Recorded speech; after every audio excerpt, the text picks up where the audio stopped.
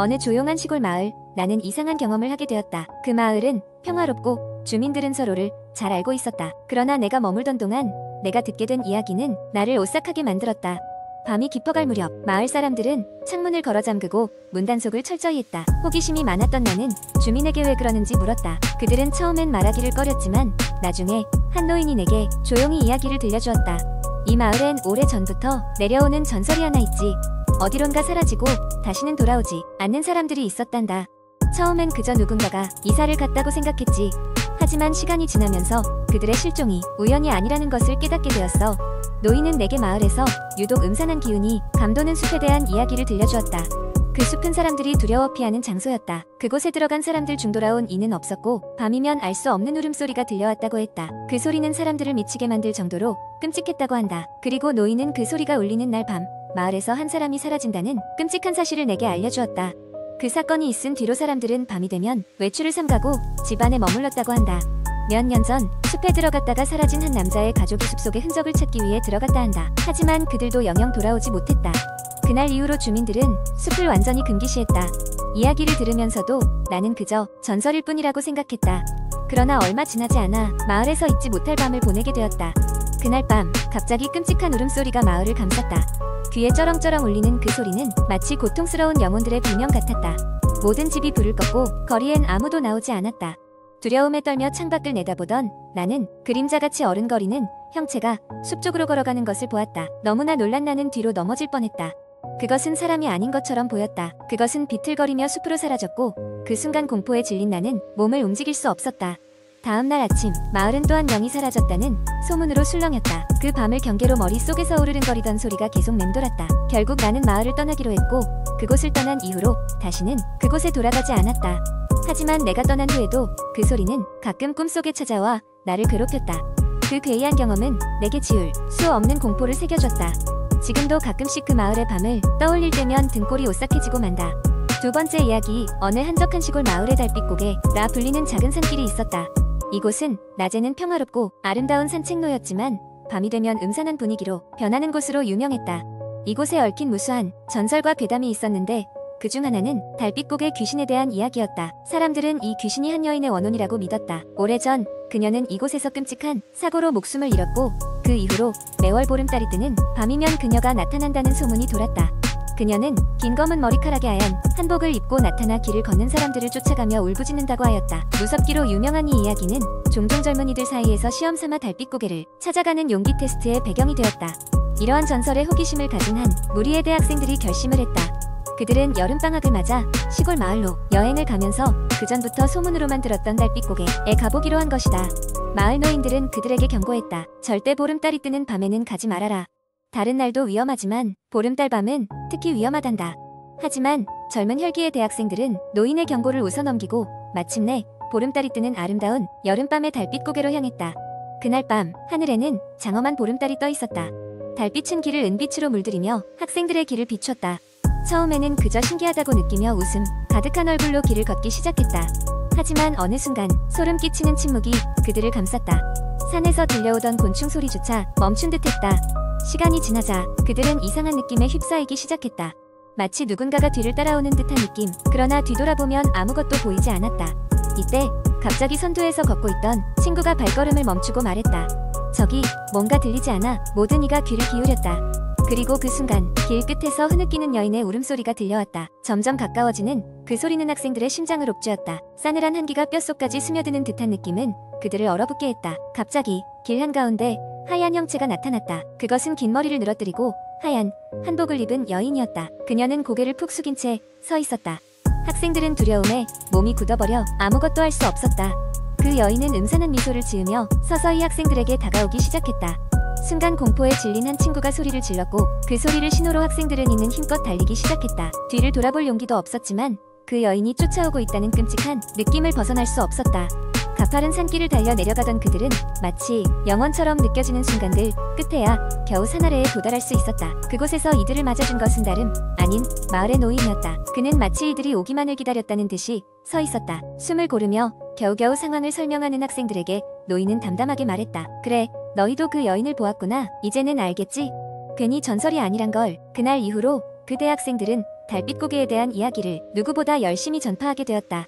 이 이야기는 시골 마을에 안개처럼 퍼져나가 다른 이들에게도 공포의 대상으로 자리 잡았고, 달빛고개는 여전히 늘 그 자리에서 은은한 달빛을 받아 세월을 견디고 있었다. 하지만 그 누구도 알 수 없었다. 그날 밤 학생들에게 나타났던 것이 정말 귀신이었는지 아니면 사람들의 강한 믿음이 만들어낸 환상이었는지를 사람들은 여전히 그 언덕을 두려워하며 한 가지를 확신했다. 아무리 용감한 사람이라도 달빛고개에 보름달이 뜨는 밤에는 발을 들여놓지 않는다는 것이다. 세 번째 이야기. 한국의 인터넷 커뮤니티에서는 다양한 공포 썰이 매우 인기가 있습니다. 이 중 하나를 길게 작성해 보겠습니다. 이 이야기는 허구이며 재미와 오락을 목적으로 작성되었습니다. 네 번째 이야기. 한국 인터넷에서는 다양한 공포 썰들이 많이 공유됩니다. 여기에 나오는 이야기는 순전히 창작이며 실제 사건이나 인물과 관련이 없음을 미리 알려드립니다. 어느 깊은 산속에는 작은 마을이 하나 있었다. 그 마을은 인터넷이 잘 닿지 않는 외딴 곳이었지만 그만큼 자연이 아름답고 조용해서 가끔 힐링을 원하는 사람들이 찾는 곳이었다. 나는 얼마 전부터 과도한 업무 스트레스로 인해 휴식이 필요하던 참이었고, 그래서 그 마을에서 몇 주간 머물기로 마음먹었다. 마을에 도착한 첫날, 나는 친절한 민박집 주인의 안내로 방을 배정받았다. 방 창문으로 보이는 푸른 산과 맑은 시냇물이 한적한 분위기를 물씬 풍겼다. 하루의 피로를 씻어내고 침대에 누워 책을 읽던 중 갑자기 머리맡에서 이상한 소리가 들려왔다. 처음에는 바람이 부는 소리라고 생각했지만 그것은 분명 누군가의 속삭임이었다. 너무 피곤했어서일까? 나는 대수롭지 않게 여기고 잠이 들었다. 다음날 아침, 민박집 주인에게 어젯밤에 일을 슬쩍 이야기하자 그는 살짝 미소를 지으며 말하길, 그냥 마을의 수호신께서 인사를 한 거니 걱정 말아요 라고 했다. 나는 그 말을 믿을 수 없었지만 아무래도 기분이 찝찝해서 그날은 근처 숲속에 있는 명소들을 둘러보기로 했다. 숲은 정말로 아름다웠다. 울창한 나무들은 하늘 높이 뻗어 있었고 따뜻한 햇살이 나뭇잎 사이로 노란색과 초록색 스펙트럼을 만들고 있었다. 산책로를 따라 걷다 보니 오래되어 보이는 작은 사당이 하나 나타났다. 지붕은 이끼로 덮여 있고 사당 앞에는 여러 가지 작은 재물들이 놓여 있었다. 그중 가장 눈에 띄는 것은 매우 정교하게 조각된 나무 인형들이었다. 마치 누군가를 닮은 듯한 인형들은 일렬로 서 있었고 모두 같은 방향을 응시하고 있었다. 궁금한 마음에 인형을 자세히 살펴보던 순간 뒤에서 누군가가 내 어깨를 툭 쳤다. 놀라서 뒤돌아보니 이상하게 생긴 할머니가 서 있었다. 예의상 인사를 했지만 할머니는 아무 말 없이 나를 한참 동안 응시하다가 인형 중 하나를 손에 쥐고는 그건 여길 떠날 때 가져가거라라고 말했다. 알 수 없는 섬뜩함에 압도되어 나는 얼른 그 자리를 벗어났다. 그날 밤 나는 민박집으로 돌아와 어둡게 내려앉은 방 안에서 잠을 청했다. 잠결에 또 그 속삭임이 들려왔다. 이번에는 좀 더 분명해서 마치 내 바로 옆에서 누군가가 말을 거는 듯했다. 왜 아직도 있니? 라는 소리에 나는 잠에서 깨어났다. 서늘한 바람이 방 안을 휘감는 가운데 나는 불길한 느낌에 사로잡혔다. 아무래도 그만 이 마을을 떠나야만 할 것 같았다. 다음날 아침 마을을 떠나기로 결심한 나는 짐을 꾸려 민박집을 나섰다. 그때 주인 아주머니가 나를 불러 세웠다. 그녀는 내가 산에서 가져왔던 인형을 들고는 말했다. 이걸 반드시 가지고 가세요. 그래야 안전할 테니. 나는 그 인형이 무슨 의미인지 물어보고 싶었지만 왠지 그녀의 말대로 하는 것이 좋을 것 같아 가방에 넣고 마을을 떠났다. 도시로 돌아오는 길, 나는 기차 안에서 이상한 꿈을 꾸었다. 마치 내가 나무 인형처럼 작아져 숲속에 서 있었고 그 사당이 천천히 다가오는 것을 느꼈다. 꿈에서 깼을 때 여전히 그 기분 나쁜 속삭임이 귀에 맴돌았다. 그리고 이상하게도 그 인형을 가져온 후로는 누군가 나를 지켜보고 있다는 느낌이 사라지지 않았다. 마을을 떠난 지 몇 년이 지났지만 가끔씩 그날의 속삭임이 기억나곤 한다. 그 인형은 아직도 나의 서재 한쪽에 조용히 자리 잡고 있으며 나는 누구에게도 그 일을 이야기하지 않는다. 다만 그 마을에 가게 된다면 다시는 그 숲에 들어가지 않을 것이다. 마을의 수호신인지 아니면 다른 것인지 모를 그 무언가를 더 이상 마주치고 싶지 않기 때문이다. 다섯 번째 이야기. 제가 고등학교 2학년이던 어느 여름날의 일이었습니다. 그날은 유난히 더운 날이었고 다른 날보다 지치고 피곤했지만 친구들과 늦게까지 놀다 집으로 돌아오는 길이었습니다. 집으로 가는 길목에는 작은 공원이 있었는데 그 공원을 가로지르는 것이 가장 빠른 지름길이라 항상 그 길로 다녔습니다. 어둑어둑한 불빛이 비추는 긴 공원 길을 걷다 보면 왠지 모르게 등골이 오싹해졌지만 그날따라 더 이상한 느낌이 스쳐갔습니다. 사실 이전에도 몇 번 귀신 목격담이 오갔던 공원이라 괜히 혼자서 무서워했던 것일지도 모릅니다. 하지만 그날 밤은 이상하게도 발걸음이 더 빨라졌습니다. 걸으면 걸을수록 공원은 더욱 고요해졌고 인기척 하나 들리지 않았습니다. 무더운 날씨에 귀신이라도 나올 법하다고 장난스레 생각하며 걷던 순간 공원 한 구석에서 이상한 소름 돋는 소리가 나기 시작했습니다. 초반에는 나뭇잎 소리이겠거니 생각했지만 소리는 조금씩 더 또렷해졌습니다. 누군가 조용히 제 이름을 부르는 것만 같았습니다. 걸음을 멈추고 주위를 두리번거리다 보니 어둠 속에서 무언가 어렴풋이 보였습니다. 그것은 하얀 원피스를 입고 긴 머리를 늘어뜨린 여성이었습니다. 그녀는 얼굴이 보이지 않았지만 무언가 낮은 소리로 중얼거리고 있었습니다. 순간적으로 큰 두려움이 밀려왔지만 마치 끌리듯 한 발짝 다가갔습니다. 그때 그 여성이 고개를 들었고 저와 눈이 마주쳤습니다. 그녀의 눈동자는 붉게 빛났고 이내 갑자기 저를 향해 손을 뻗었습니다. 놀라서 뒤로 몇 걸음 물러났지만 그녀는 그대로 사라지지 않고 조금씩 다가오기 시작했습니다. 발걸음을 빨리하며 이 상황을 벗어나려 했지만 이어지는 그 소리와 기묘한 속삭임은 계속해서 제 주변을 맴돌았습니다. 간신히 공원을 빠져나와 집 앞 골목에 들어섰을 때 그 소리는 멈췄습니다. 너무나도 안도한 나머지 한숨을 내쉬며 주위를 돌아보았지만 그녀는 더 이상 보이지 않았고 모든 것은 마치 환상처럼 느껴졌습니다. 이 일 이후로 그 공원을 밤에 지나가는 것은 엄두도 내지 못했습니다.